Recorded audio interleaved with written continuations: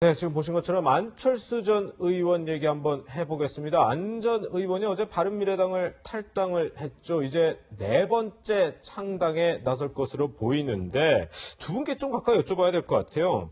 네 번째 창당, 뭐 긴 시간도 아닌 동안 네 번째 창당인데 4년 전 총선에서는 국민의당이 제법 돌풍을 일으켰는데 이번 총선에서도 좀 재현할 수 있다고 보시나요? 먼저 교수님께 여쭤볼게요. 저는 그 가능성이 매우 희박하다고 생각을 합니다. 왜냐하면 그 당시 상황과 달리 그러니까 안철수 브랜드에 대한 파워가 상당히 떨어졌어요.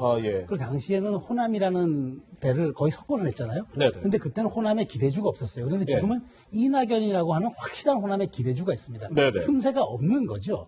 게다가 이제 그때 당시 돌아가도 지금 안철수 후보에 대한 비호감에 대한 지지가 굉장히 높아요. 그렇기 때문에 전국 정당으로서 비례 후보 득표도 그렇게 녹록하지가 않을 겁니다. 그래서 일단 신당 창당은 저렇게 이야기했지만 할 겁니다. 하겠죠. 그런데 과연 저 동력을 끝까지 완주할 것이냐 하는 점에 대해서는 제가 상당히 의문이 있어요. 그래서 어찌 보면은 지금의 전국의 상황에 따라 가지고 이른바 후보 단일화를 한다든지 아니면 보수 빅텐트에 합류한다든지 하는 그런 어떤 차선의 어떤 책들도 머릿속에 들어있지 않을까 저는 생각을 합니다.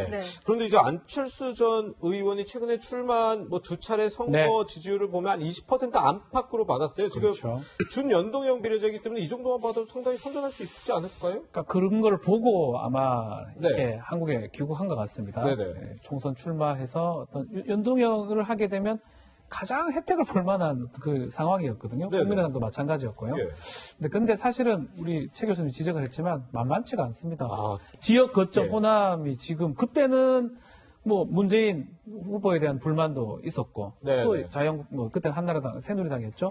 그 상황에서 그 공간을 차지한 건데 호남도 지금 아닌 상황에서 뭔가 가치가 새 정치 얘기를 하는데 10년째 지금 똑같은 얘기를 하고 있는데 별로 뭔지 모른다고 국민들이 많이 느끼거든요. 국민들이 와닿지 않는군요. 반복이죠. 4번 정도 반복을 하니까 이번에는 안 될 것 같다는 생각이 저도 좀 많이 듭니다. 두 분 다 부정적으로. 본인 스스로 하기보다는 결국은 통합이라든지 아까 말했던 연대라든지 그게 아니고는 스스로 국민의당 같이 돌풍을 일으키는 20대 총선처럼 그럴 가능성은 지금 여건이 맞지 않다.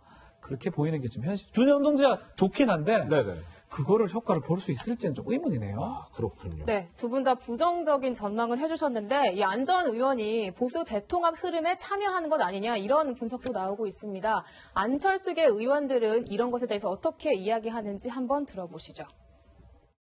집을 짓기도 전에 자꾸 무슨 여기에 들어와라 저기 들어와 집을 이걸 줘라 저기 들어 이렇게 하는 거는 사실 이거를 방해하는 행위들이거든요. 그분들은 일단 자기들의 관심상 자기들의 갈 길을 좀 가셨으면 좋겠다. 그리고 이 길은 그냥 어쨌든 국민들이 보시고 평가해 주시는 문제 아니겠어요? 야권 모두가 문재인 정부를 비판하는 야권 모두가 당 해체 모든 기득권을 내려놓고 창조적으로 해체하고 혁신적인 논의가 가능하다면 논의할 수 있다. 저는 개인적으로 그렇습니다.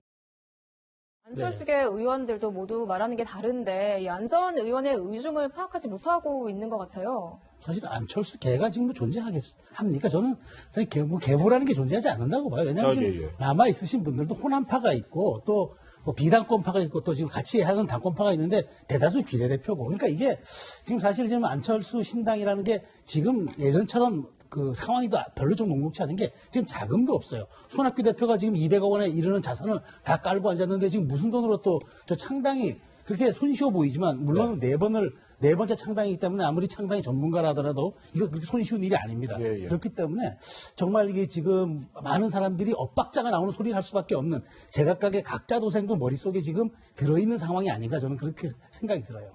그런데 뭐 황교안 대표나 유승민 의원 조금 온도차가 있긴 한데 두 사람 다 안철수 전 의원 좀 끌어당기는 듯한 모습은 보이고 있는데요. 그렇죠. 근데 뭐 선거라는 게 어떤 식으로 변할지 모릅니다.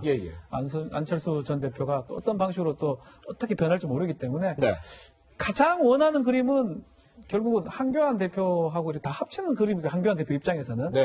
근데 글쎄요 뭐 선거가 어떻게 흘러갈지 모르기 때문에 쉽게 예상하기 좀 어렵겠습니다. 그렇군요. 교수님, 바른미래당의 운명도 궁금해요. 뭐 지금 이런 상황에서 총선 준비가 잘 될 수는 있는 건지. 뭐 예비 후보가 지금 70일 정도 남았는데 예비 후보가 20여 명 정도라고 그러죠. 정당이 아닌 거죠, 사실. 그러면 아마 제가 보기에 장기적으로는 이제 손학규 일당 1인 정당 체제로 갈 것 같고요. 네. 지금 참 보수 통합이 마지막 하나 남은 관건인데 유승민 대표가 안철수 의원에 대한 반대, 그것이 마지막 걸림돌일 수 있다는 저는 생각이 들어요. 네, 그렇군요. 네. 이 안철수 전 의원 네 번째 신당 창당을 시사했는데요. 지난번과 같은 돌풍 일으킬 수 있을진 지켜봐야겠습니다.